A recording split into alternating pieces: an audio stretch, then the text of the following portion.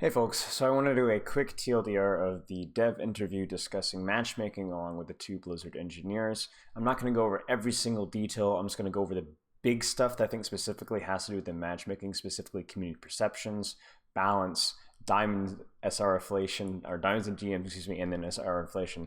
So I'm going to try and give you guys my thoughts on this as well. So a lot of these things are things that I kind of anticipated ahead of time. I've talked a little bit about how loss streaks and win streaks and the result of the coin flip. I made that YouTube short demonstrating that with the coin, where I was able to get 9 heads out of 11 coin tosses on my first try.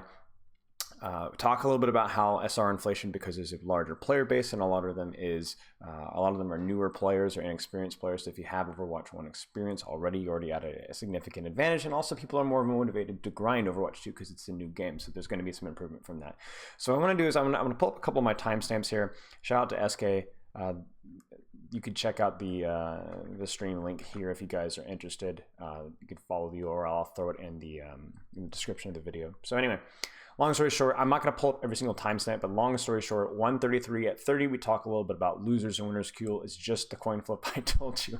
You guys can see my noise. But essentially, he even makes the analogy here where a lot of the times the losers and winners queue, there is no such thing as a losers and winner queue. It's mostly just a coin toss. You have a 50-50 chance of winning a game. And unfortunately, the way statistics works, or fortunately, is that you go in more streaks than you think. And that's not even including the human element. I've talked frequently about how when you go on a win streak, you get confident, you feel confident in yourself, you play well. When you go on a loss streak, you feel depressed, you play worse, or frustrated or tilted, you start to play worse, and it becomes a self-compounding problem.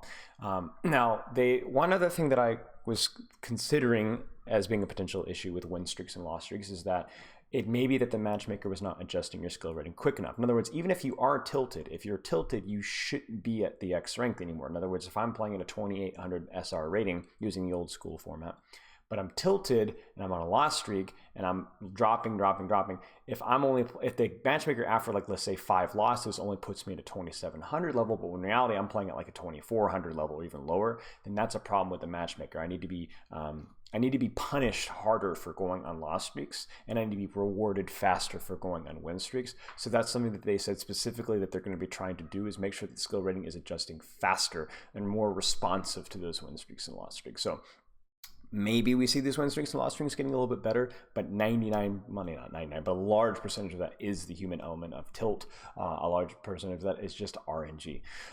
There's no forced 50-50. In other words, if you win more games, eventually you're going to get to an SR or an MMR where you are going to be unlikely to be able to win or carry as many ranks, so that you're going to have to reach a 50-50 until you get better and then go from there. This one never made sense to me. I want to say a lot of the problems and questions about Matchmaker are just simple statistics, and it actually kind of, it's a little bit of a damning commentary on, I don't know if it's American mathematical understanding, but just it doesn't make any sense. It's like saying we won a bunch of games and then we played off against professionals and I lost, forced 50-50. How stupid can you be? But yeah, they had to answer this question. No forced 50-50. This is just honestly insulting that they get Blizzard dev engineers, they ask this question, but it is what it is. They only look at rating. They do not even look at the current win or loss streak. So if you're on a loss streak, they don't care if you're on a loss streak at whatsoever.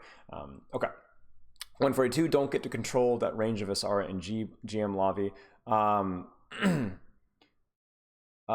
So basically, one of the questions was about like the diamonds and GMs. That was a big one. Why is there a diamond GM and diamond GM? Like, essentially, they said they have a harder time controlling the spectrum. They said it shouldn't be worse than Overwatch 1, usually consistent with Overwatch 1's, but it's a little bit harder in GM lobbies.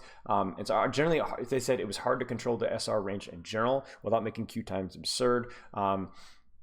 Depending on the match time, really just depends on how long the match goes, or how, like, when the match is actually happening, whether we have players available to match there. So in other words, if you're queuing at 3 a.m. was one of the things they were saying at GM1, depending on the queue, like 3 a.m., 4 a.m., 5 a.m., you might have diamonds in there just because there aren't enough players online, especially at the top of tiers.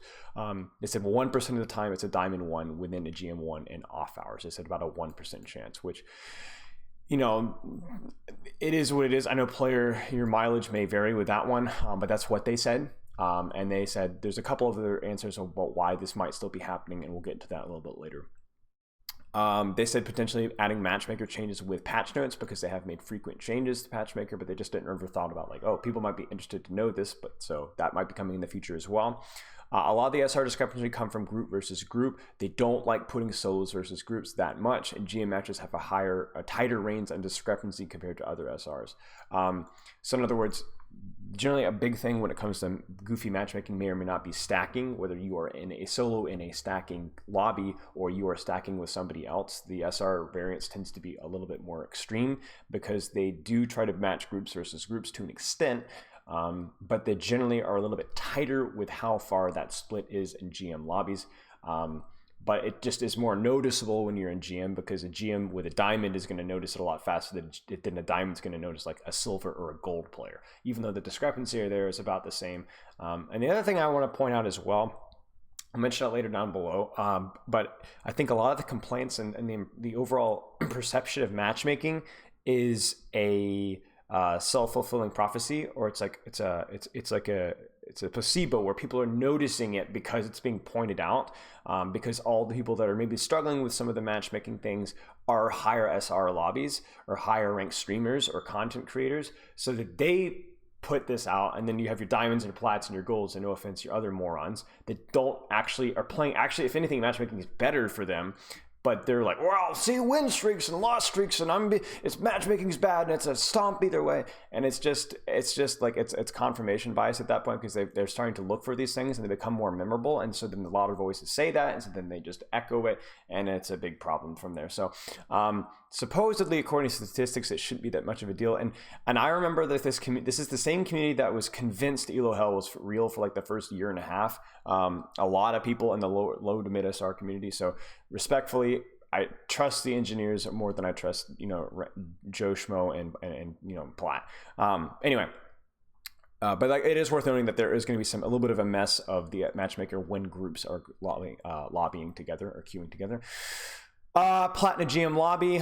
So this is one that I made a tweet about this. So Dante made a tweet about this, like, how is this guy in the lobby? Right?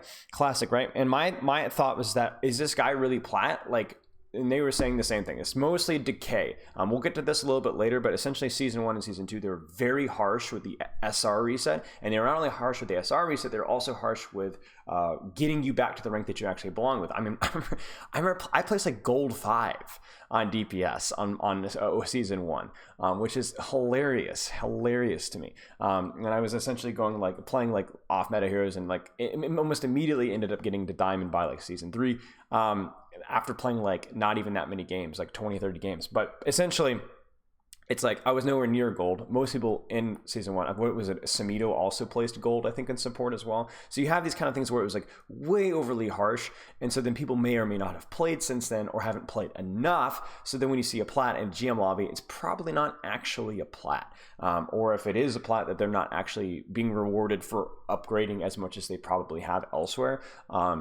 And again, it's missing context essentially.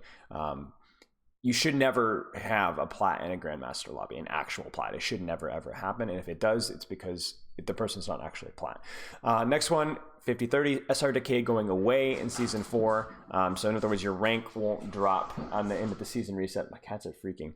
But the MMR decay is still there because you haven't played in a while. In other words, if you haven't played in a long time, the MMR is going to drop just a little bit because there's a lot of uncertainty about where you actually belong, even if you keep the same rank. Rank inflation. So they fixed the bug in season 1, 2. We talked about this with 2 hardware's rank lows. They fixed this as season 3, thus the inflation. This is something that I thought was to be the case, and they've confirmed it. This is why we're having inflation. There's a bug with slightly higher inflation at the top, so there's more GM1s than there should be. In other words, it's a little bit easier to get to GM1 when most GM1s are probably around, not most, but many of them are probably more like GM2, GM3, but that's the only confirmed inflation they have. The percentage, they said, is the exact same. So there's exact same percentage of GM1s or GMs as there was in Overwatch 1. The problem is that there are more players, so there are more GMs, but the percentage is the exact same. Again, the rank inflation, people are going to, it's just the ego of some streamers and some people out there that think like, oh, why is this guy, you were platinum, Overwatch. Well, duh. Again, there are more players that are worse. So if you have some prior experience, you can level up faster, right? And the other thing is that it's been 6 months, 7 months since Overwatch 1 was taken seriously. Like, people get better at the game. People take it seriously. People grind. It's a new game with a new skill set is one thing that they were saying. But also, like, it's a new game, so people are more motivated to play. So then there's more likely that people will improve. I mean, I climbed from Diamond to Grandmaster in 2 seasons. What am I? That was back in season 12, right? Playing very difficult heroes. So I don't know. It just, people are going to be difficult about it, but it is what it is. And again, those are the voices that talk really loud, and so that everybody hears them, and then they just parrot what it is. Okay, so more players, more GMs, even though the same percentage. They did confirm this. Introduced uncertainty into MMR and Overwatch 2 early on because the new game didn't trust Overwatch 1 stuff. So there was a lot of mess with the ranks earlier on because they weren't really sure how some people were going to transition to Overwatch 2 because it was a different game. They brought up one situation where they said, oh, this guy goes from Gold Master in like 1 season, and the engineers were very skeptical of that. Maybe it was boosting, maybe the player just was a hard grinder, maybe the player picked up a really easy hero and transitioned from a small role, maybe it was from a season 1 under, like we said, maybe it was like the Spilo placement with support, right? But they were extremely skeptical that an actual gold player could get to actual masters in 1 season without something else going up behind. That's not SR inflation. Smaller than 1% of the player base is GM1, a much smaller percentage is GM, and much smaller percentage is GM1, even with the slightly inflated GM1 numbers. So they asked a question about philosophy for wait times in even matches. They said it was really hard trying to learn how to know a high ranked player is going to queue soon. So in other words, they're trying to work on a system where they have an anticipation that if we waited 2 more minutes, we could get a significantly higher quality match. But that's something that's really, really hard to do.